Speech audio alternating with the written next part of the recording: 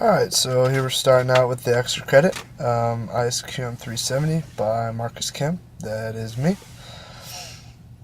Alright, so the topic will be how much accessibility should the administration/government have on our own private life?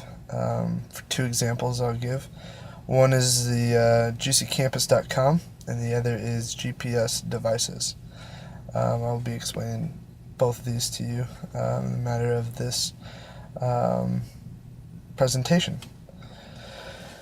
Alright, juicycampus.com. A quick fact, it was created by Duke alum Matt Ivester in August 2007. He's a former fraternity member. He tried to keep his identity closed, but somehow it leaked out. This is a multi-college blogging board. Over 60 colleges are enlisted in this website. And the big thing they strive on is people who post are kept anonymous. Over 60 colleges, as I said. One of them is Loyola Marymount, in fact. Alright, this is a basic front page of juicycampus.com. It's pretty inviting. Here you can see it shows different colors. It's got a marketing scheme on the side, so it's creating revenue.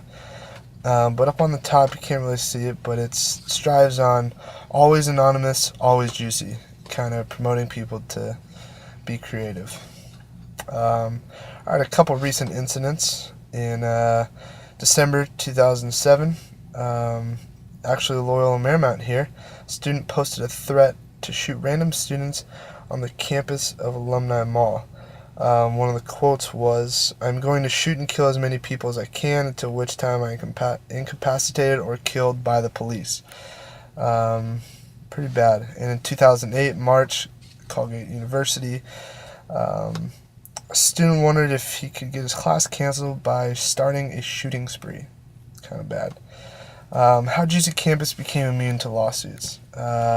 Communications Decency Act of 1996.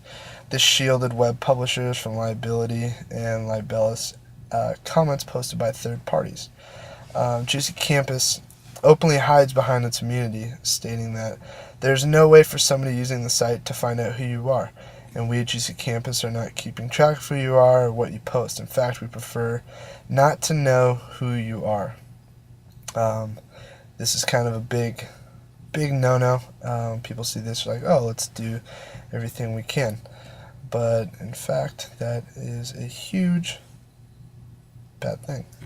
For here's an example of Mary. She went on Juicy Campus one day, found false and defamatory statements, saying that she was slutty, she was a racist. She saw that it was published on third party, which was a website. She read them, and her reputation was damaged. She could tell by the comments going around school. Her reputation was really damaged in this. And most jurisdictions would recognize this as a per se defamation. Just as these three things stated, it's false defamatory statement, published to a third party, and her reputation was damaged. Next slide, threats. So here we have an example of Ben. He was on Juicy Campus one day, found disturbing info that could injure many people. So immediately he called the police, and the police acted immediately. They went and found this guy's IP address, what I will be getting to shortly, and charged this kid of second-degree aggravated harassment. It's a pretty big deal. If you're going to harm other people, it's definitely the police's job to capture them immediately. Alright, now the results. Threats dealing with the severity of death to others are acted on immediately by the police. This is their number one job in creating safety for the citizens. But earlier on the civil lawsuits of Ben and Mary, these would reveal the IP of the poster's address, and getting it, the government would instantly go to the website, grab their information, and would reveal their location, the name, what kind of carrier they're using, many information to pinpoint the exact location of these criminals.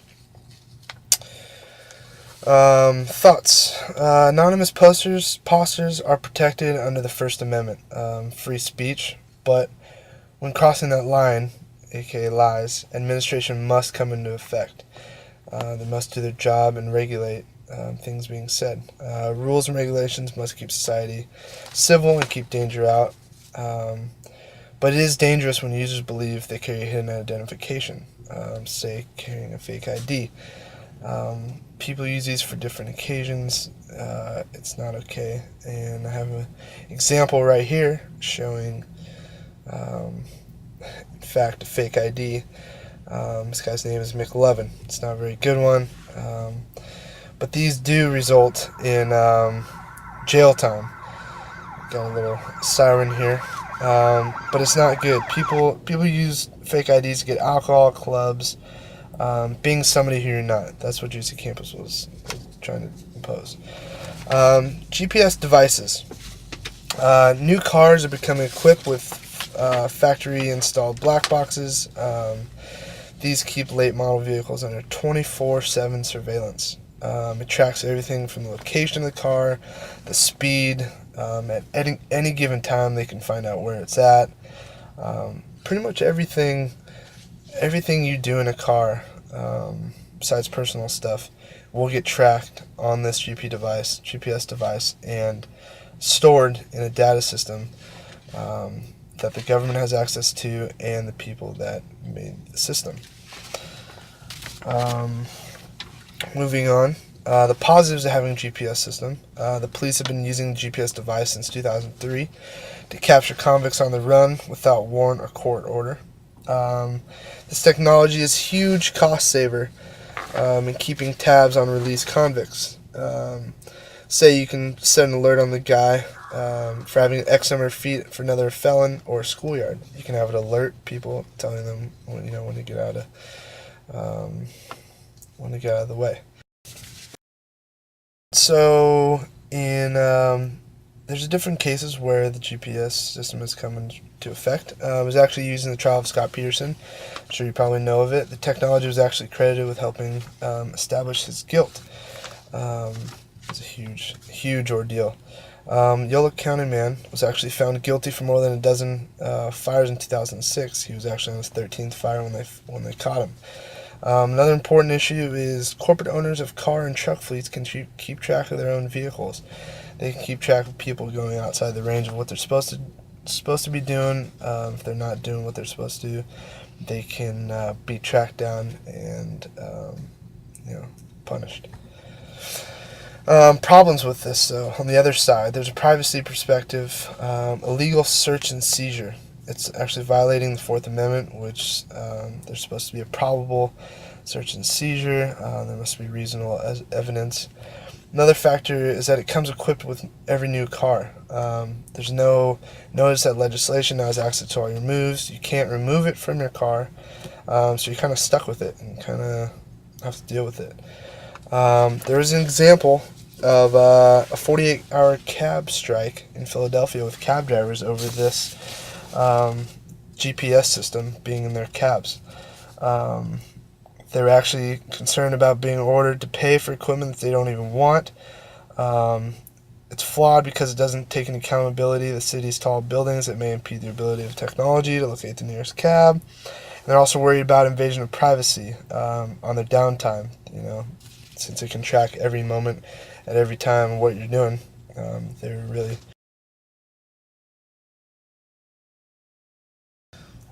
Alright, so the judge rules all. Law enforcement officials argue that GPS device is essentially the same as having an officer trail someone, just cheaper and more accurate. The judges side with this point of the argument almost 100% of the time, just to regulate and civilize convicts. The police have used the GPS device 61 times in 2005, 52 times in 2006, and 46 times in 2007. So obviously it's been doing pretty good. Conclusion on accessibility. Basic regulations. There needs to be basic regulations. Let owners and posters know the possible info and data that can be collected by the government. Data should not be looked at for any other reasons besides involved in court cases, possible obstruction to harm to others. And blogging sites and GPS devices should be monitored and regulated by the government on selective terms. This is the end of my project. Hope